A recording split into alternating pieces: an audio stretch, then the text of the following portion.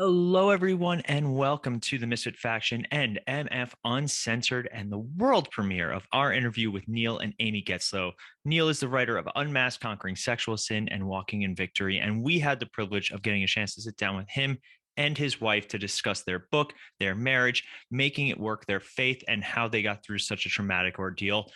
And the only thing is, we only have the video of their side because unfortunately we had some technical issues, but we really hope you guys enjoyed. If you want to hear the full interview in its glory, you can go to misfitfaction.podbean.com or themisfitfaction.com to enjoy the whole show. And without further ado, Neil and Amy Getzlow. Warning: MF Uncensored contains adult language and discussion. Listener discretion is advised. We're a couple of misfits. We're a couple of misfits. What's the matter with misfits? That's where we fit in. We're not Duffy and Dilly. Don't go around willy-nilly. Seems to us kind of silly that we don't fit in. Hello, everyone, and welcome to MF Uncensored. If you guys are listening to us on the go, you can find us on Podbean, Apple Podcasts, Stitcher, Spotify, iHeartRadio, and basically anywhere you get your podcasts. As always, I'm one of your hosts, Paul. With me in the studio today is producer Melanie. Producer Melanie, how are you tonight? I'm doing really great, Paul. How are you? I'm doing so well. We just had dinner. It's time for our show. I'm psyched. It's a perfect Saturday for us.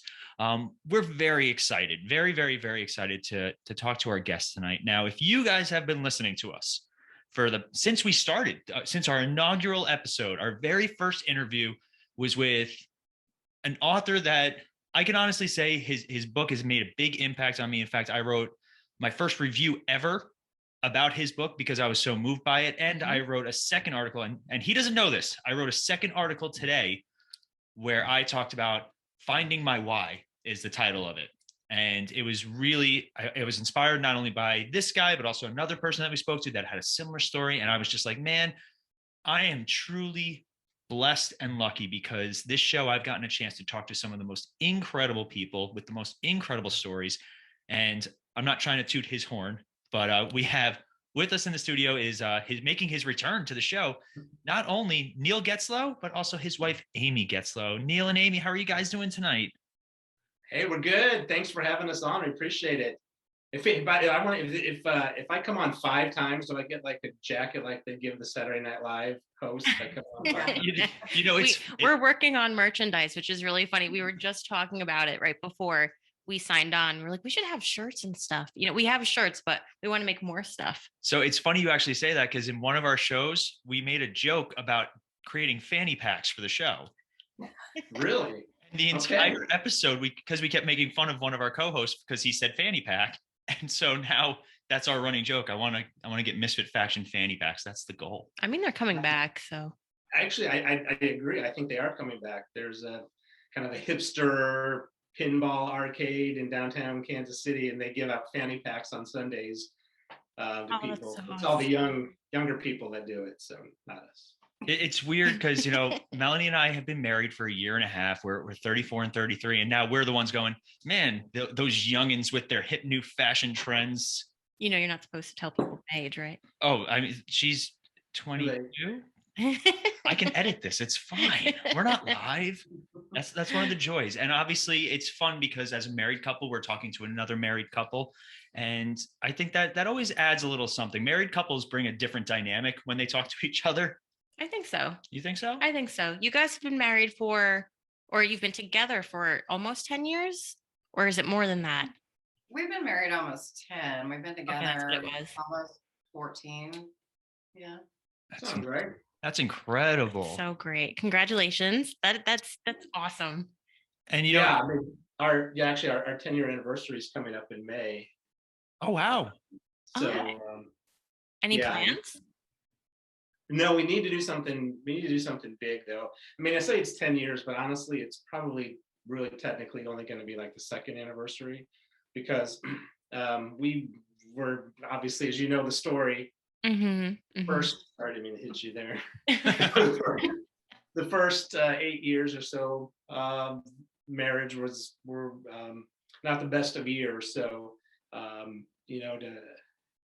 to know where we are today and know we're going to come up on 10 years is kind of cool. So we should do something. I think it's incredible.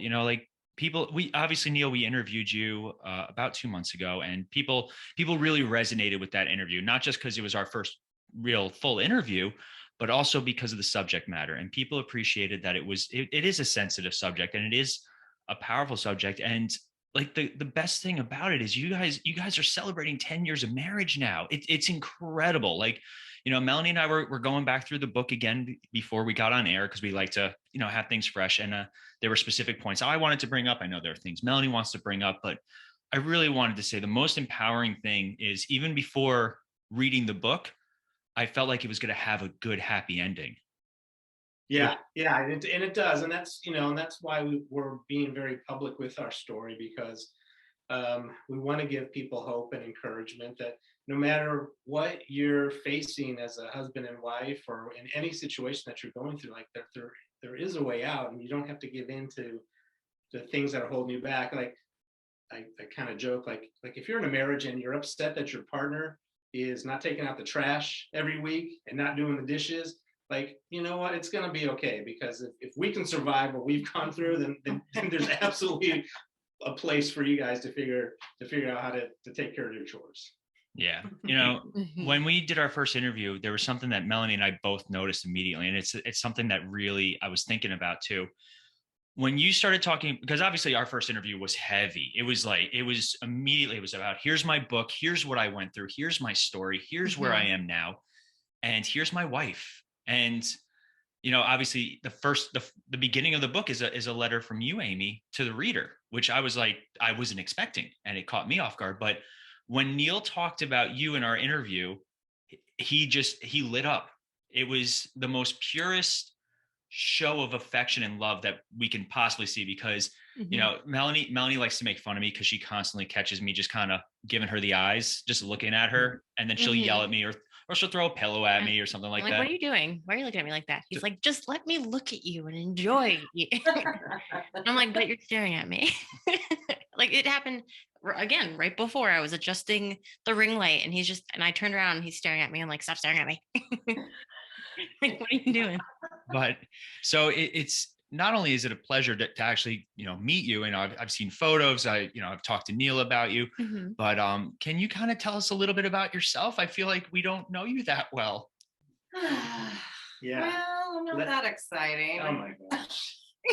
I'm going to say one more thing, and I was going to say, Neil could, I'm sure, I'd give a whole book about you. So it's, this is your time to chat. I'm used to this kind of stuff. I don't normally do this.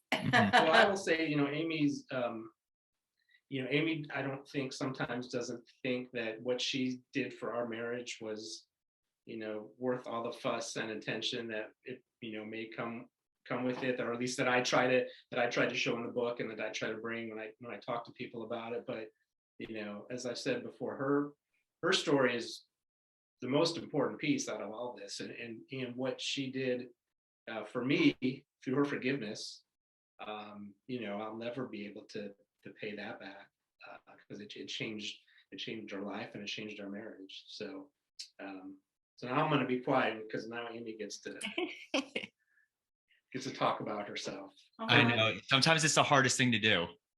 Well, yeah. I really don't know what to say other than, we've been together for almost 14 years, and I've been a hairdresser for like 20 some years, and I have 3 boys, and we have 5 together, and they're almost all adults now, and our lives are pretty boring. I don't know if I would boring. Boring's not the word that I think of. It's weird, because like we feel like we know you guys at a different level. Your book is exceptionally personal, and it tells a lot about you guys, and a lot of how you view the world very differently. And you guys have been through a trauma. You guys have come back on the other side. Like, it changes people. Like, I'm sure Neil will agree that he is a different man because of everything that happened. Like, if you weren't there and you didn't react the way that you did, and push him to get better, he'd probably be in a different spot than he is right now. I mean, is that fair to say? Yeah, no, I don't disagree at all. I definitely think so. Mhm. I mean, I was married before to an alcoholic, and I mean, I definitely handled that situation differently than I did with him. Mhm. And we're obviously not together anymore. Obviously. But I wasn't saved at that point either.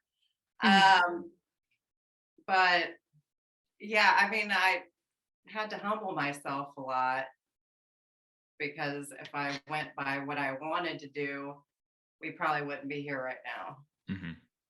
It's very easy to act out of natural reaction, right? Anger is the quickest one. It's the easiest one to fall victim to.